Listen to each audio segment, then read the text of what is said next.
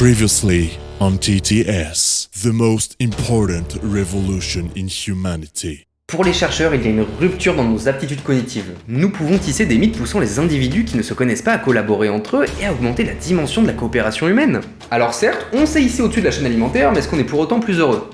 Il y a 100 000 ans, la température de la Terre se refroidit considérablement, faisant entrer l'humanité dans le dernier âge glaciaire. Des ponts intercontinentaux se forment, facilitant l'émigration de sapiens et la circulation de la mégafaune. Mais il y a 12 000 ans de cela, des vagues de chaleur viennent bouleverser l'écosystème terrestre, provoquant alors de violentes inondations et la désertification des sols. La nourriture se raréfie. Sapiens doit encore une fois s'adapter s'il veut survivre. Bonjour à toutes et à tous, et bienvenue dans TTS, Theo Team, Tea and Society. Aujourd'hui, nous allons parler de la seconde révolution la plus importante de l'humanité. Allez, c'est parti. Il y a 10 000 ans, Sapiens doit donc trouver une nouvelle manière de chercher de la nourriture. Et on développe rapidement de nouvelles technologies afin de moderniser notre manière de chasser. On se spécialise dans une chasse précise et on devient rapidement des éleveurs. Par exemple, vers moins 9000 avant notre ère, en Turquie, les chasseurs de moutons se transforment en bergers. Et cette pratique se développe un peu partout dans le monde. D'ailleurs, toute l'humanité se met à élever les poulets.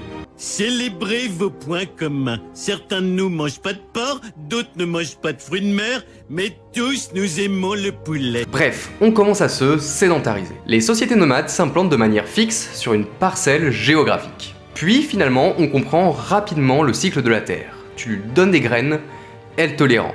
C'est le début de l'agriculture. Homo sapiens est en train de vivre la révolution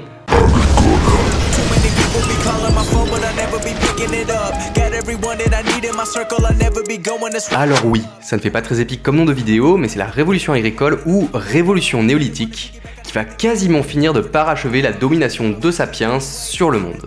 C'est une rupture très importante, car c'est ce nouveau mode de vie qui va être à l'origine de l'éclosion des civilisations et des structures politiques telles que nous les connaissons aujourd'hui. Alors promis, je vous épargne l'aspect paysan brut pour vous faire découvrir cette nouvelle aventure humaine. Contrairement à la croyance populaire, l'agriculture et l'élevage ne se répandent pas depuis l'Asie occidentale, bien que ce soit le premier endroit où ces pratiques se développèrent. Plus tardivement, mais indépendamment, les extrêmes orientaux de l'actuelle Chine cultivèrent le riz vers moins 8000 avant notre ère.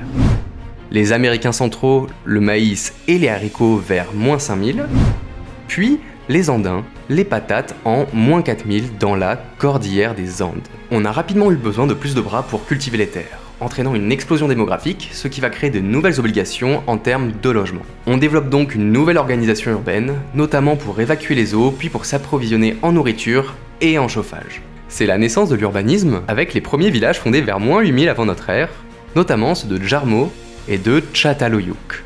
C'est un peu les premières Smart Cities. Et inexorablement, les échanges se multiplient et le commerce se développe. On pense que la plus vieille ville commerçante pourrait être l'oasis de Jéricho, sur la route reliant l'Asie à l'Égypte. On assiste à une réelle circulation des biens, mais aussi des idées, ce qui va provoquer une réelle effervescence scientifique. Premièrement, les agriculteurs avaient besoin de répartir en parts égales le fruit de leur culture. Et ce fut la naissance de la division. Puis, les commerçants devaient apprendre à mesurer la croissance de leurs biens, et ce fut la naissance de l'addition. Bref, vous l'aurez compris, les mathématiques sont nées. D'ailleurs, avec la révolution néolithique, on ne produit plus nécessairement pour manger, mais aussi pour échanger.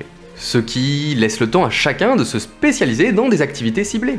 Potier, commerçant, prêtre ou même prostituée, l'un des plus vieux métiers au monde.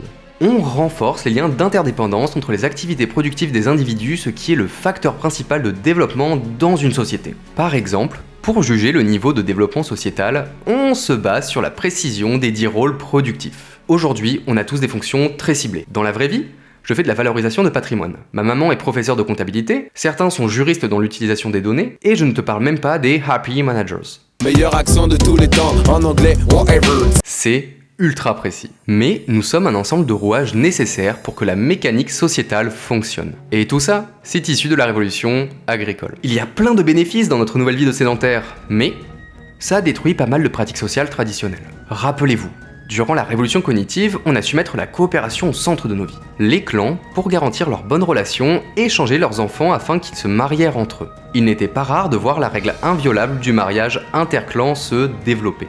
En Asie, chaque tribu est divisée en clans autonomes, mais alliés entre eux grâce au mariage. La division sociale la plus répandue était, d'un côté les hommes pour chasser, pêcher et se battre, et c'est les femmes qui prenaient en charge tout le reste, y compris la gestion du clan. C'est par elles que se transmettent son appartenance. Et ce sont les garçons qui partaient à l'occasion des mariages. Les enfants appartenaient au clan de leur mère et non à celui de leur père. Bref, vous l'aurez compris, on était certainement dans un paradigme matriarcal. D'ailleurs, ne faisant pas le lien entre sexe et reproduction, les mâles n'avaient certainement pas connaissance de leurs enfants. Mais avec la sédentarisation, ce fut la fin de tout ça. Déjà, les humains développèrent le concept de propriété privée sur leur bétail et sur leurs terres. Puis, les hommes finirent par faire le lien entre Zizi Pampan et la naissance des bébés. Faire l'amour, ça sert aussi à fabriquer un spermatozoïde qui se transforme en bébé dans le ventre de la mère. Si vous voulez pas le faire, vous n'aurez jamais d'enfant. Ils devinrent certains de l'identité de ces enfants qui garantissent la continuité de sa lignée. La femme devint alors prisonnière de sa propre maison et on commence à punir l'adultère. Bref, elle est considérée comme la propriété de l'homme au même titre que les bêtes et les terres agricoles. C'est la naissance des sociétés patriarcales. Alors, c'est vraiment très grossier, dit comme ça mérite plein de nuancements et de recherches archéologiques supplémentaires. À prendre avec des pincettes donc. L'humanité a toujours connu la violence, mais les guerres n'étaient pas encore un problème en soi. D'ailleurs, on ne trouve que très peu de systèmes de remparts ou de défense dans les premiers villages du néolithique en Asie occidentale. Mais le développement de la notion de propriété privée a rapidement poussé des hommes ambitieux à convoiter les richesses et le pouvoir. Ils organisèrent la violence et lancèrent des raids afin de s'emparer de biens, de femmes, mais aussi d'esclaves pour les travaux au champ. Et la situation devint si tendue dans les collines que les humains fuirent vers les plaines fertiles, notamment vers l'Euphrate et le Tigre. Bref, sur le célèbre croissant fertile mésopotamien. Ces derniers asséchèrent rapidement les marais, irriguèrent les déserts, et la première civilisation connue apparaît. Sumer, le pays des Sumériens qui se développe dès le 4e millénaire avant notre ère, avec les cités mythiques de Kish, de Lagash, d'Eridu et d'Uruk, qui fonctionnaient grâce à des systèmes d'irrigation permis par l'établissement de canaux. Les marchands sumériens commerçaient avec d'autres peuples allant de l'Inde à l'Égypte. Et bientôt, ces marchands sumériens eurent l'idée d'inscrire le montant de leurs échanges sur des tablettes en argile, à l'aide de formes dites cunéiformes. C'est donc le début de l'écriture, mais surtout de l'histoire. Par ailleurs, ces migrations vers les plaines fluviales actèrent également l'éclosion de civilisations millénaires. Mais on a tout le temps et la matière d'en reparler dans une autre vidéo. Revenons à l'agriculture et à cette question. Sommes-nous plus heureux depuis que notre espèce Homo sapiens ait pu se hisser au-dessus de la chaîne alimentaire grâce à la révolution cognitive, puis grâce à la révolution agricole? Pour vous donner un petit élément de réponse, Noah Harari appelle la révolution agricole la plus grosse escroquerie de l'histoire. Bon, pendant 2,5 millions d'années, on se nourrit de chasse et de cueillette sans nécessairement intervenir dans le processus de reproduction des plantes et des animaux. Puis, cette révolution marque profondément l'humanité. Aujourd'hui encore, 90% des calories qui nous nourrissent proviennent de l'agriculture. Dans l'imaginaire collectif, on abandonne une vie rude de chasseur pour goûter à une vie paisible d'agriculteur. C'est faux, c'est le début d'une vie plus pénible. On a certes plus de nourriture, mais ce n'est pas forcément gage de plus de loisirs ou d'une meilleure alimentation. Sur le plan de la nutrition, nous sommes des omnivores. Nous avons besoin d'une pluralité de nutriments pour assurer notre forme et notre santé. Les céréales ne représentent alors qu'une fraction de nos nécessités nutritives. On prend un exemple contemporain. Au Japon, l'espérance de vie est la plus haute au monde avec 83,7 ans, alors que c'est un pays avec une très forte consommation d'alcool et de tabac, qui, je le rappelle, sont les deux drogues qui tuent le plus dans le monde. Ils tirent leur longévité de par leur régime alimentaire très varié. Regarde juste le nombre d'aliments différents dans un bento. Les céréales, elles, font mal aux dents, aux gencives et sont dures à digérer. D'ailleurs, on n'a qu'à constater l'explosion de l'intolérance au gluten dans nos sociétés modernes. Puis, concernant le travail, le fermier moyen travaillait plus dur que l'ancien nomade pour un régime alimentaire de moindre qualité. Tu ajoutes à ça une explosion démographique, donc plus de bouches à nourrir, et l'apparition d'élites qui instaurent rapidement un partage inégal des biens, c'est pas la situation rêvée.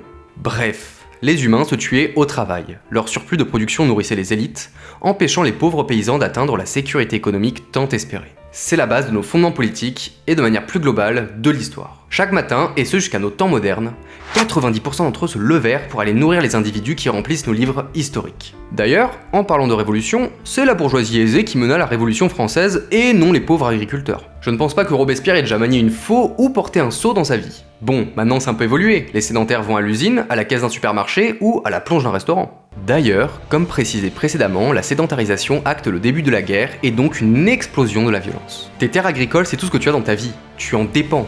Si on t'attaque, tu vas te battre jusqu'au bout. De nombreuses études anthropologiques et archéologiques montrent que, dans les sociétés agricoles simples, sans encadrement politique, au-delà du village et de la tribu, la violence humaine était responsable de 15% des morts. 25% pour les hommes. Aujourd'hui encore, en Nouvelle-Guinée, plus précisément dans les sociétés agricoles du Dani, 30% des morts sont dus à la violence, et 35% chez les Anga. En Équateur, jusqu'à 60% des adultes Huaroni meurent entre les mains d'un autre homme.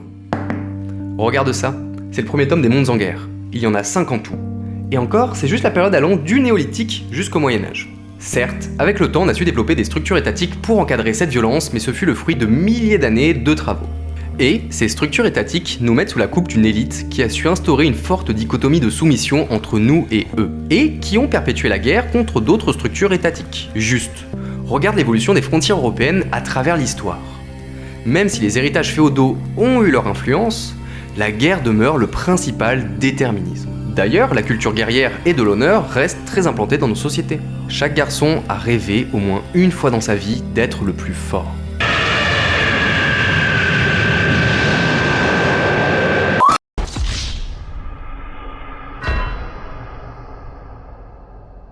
L'expansion des terres agricoles eut vite fait de priver les fourrageurs de leurs terrains de chasse, les contraignant eux aussi à épouser la société agricole. Avant la colonisation, les sociétés nomades sont marginalisées, déstructurées ou tout simplement éliminées. Et ce, durant toute l'histoire.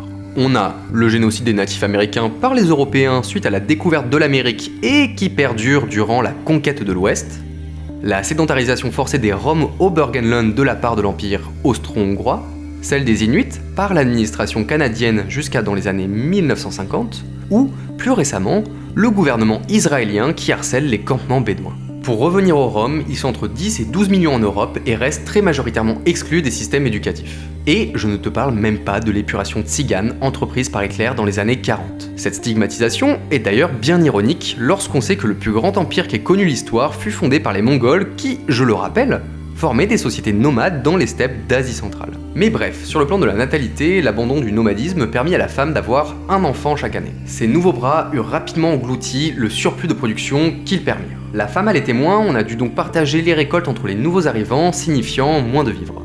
Les gens pensaient, trop cool, certes, on va travailler plus, mais les rendements seront plus élevés et on pourra nourrir nos enfants. Mais ce fut un cercle vicieux. Plus d'enfants signifie une plus grande nécessité productive. C'était le piège du travailler plus pour gagner plus. Et c'est de là que part aussi la culture du productivisme. On a tous déjà culpabilisé d'avoir pris du repos pourtant essentiel à notre santé. Je n'ai rien fait de la journée. Si toi aussi et que tu culpabilises, t'inquiète, on est deux. Smiley qui serre la main.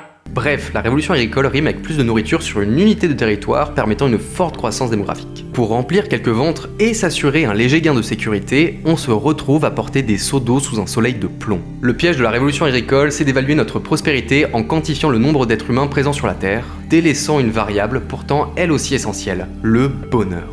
L'habitant moyen de Jéricho avait certainement une vie plus rude que celle des nomades. Ces derniers, selon certaines estimations, pouvaient vivre jusqu'à 60 ans, un chiffre qui aurait fortement baissé pour les néo-agriculteurs. Il suffisait d'une mauvaise saison ou d'une épidémie et t'es mort en fait. Pour les anciens fourrageurs, une espèce manquait, ils en avaient une douzaine d'autres sous la main. La révolution agricole vient apporter un développement si fort qu'aucune société complexe ne pourrait jamais s'en détourner. Comment subvenir à nos besoins en revenant à la chasse et à la cueillette? Les nomades vivaient dans des territoires immenses. Puis, les agriculteurs n'avaient que leurs parcelles cultivables. Puis, nous autres citadins, c'est une victoire sur la vie si tu trouves un appartement de plus de 40 mètres carrés à un prix raisonnable. La surface de la planète fait plus de 500 millions de kilomètres carrés, dont 155 millions de terres. En l'an 1400, l'immense majorité des agriculteurs vivaient avec leurs plantes et leurs animaux sur une surface totale de 11 millions de kilomètres carrés, soit 2% de la surface du globe. Le reste était trop froid, trop chaud, bref, trop inadapté pour la culture. Et c'est sur cette infime surface que se déroula quasiment toute l'histoire. Vous me direz, et à juste titre, Nous vivons dans une société où nous sommes certes limités dans l'espace, mais nous avons accès à une pluralité de services. Ok, et ça te rend plus heureux ? On est certes dans une société où notre état d'interdépendance aux fonctions productives d'autrui nous permet un certain confort matériel. Grâce à ça, l'humanité est interconnectée. Nos liens dépassent le carcan des frontières. On forme petit à petit une véritable société transnationale. Nous autres humains, nous n'avons jamais été aussi unis. Mais nous sommes vite rattrapés par le prisme de la génétique. Je m'explique. Pendant des millions d'années, nous avons vécu comme des nomades. Regarde, pendant le Covid, nous sommes privés de grands espaces et de contacts humains. Pourtant, pendant des millions d'années, nous avons vécu sur des vastes territoires et la coopération a toujours été la clé de notre survie. Chez les jeunes, la population la plus touchée par l'isolement, on constate 2 fois plus de symptômes liés à un état dépressif. 22% en mars 2020 contre 10,1% en 2019. D'ailleurs, petite fun fact, t'as déjà eu envie de t'enfiler un pot de glace à toi tout seul devant une série ? Bah ne culpabilise pas, c'est totalement normal.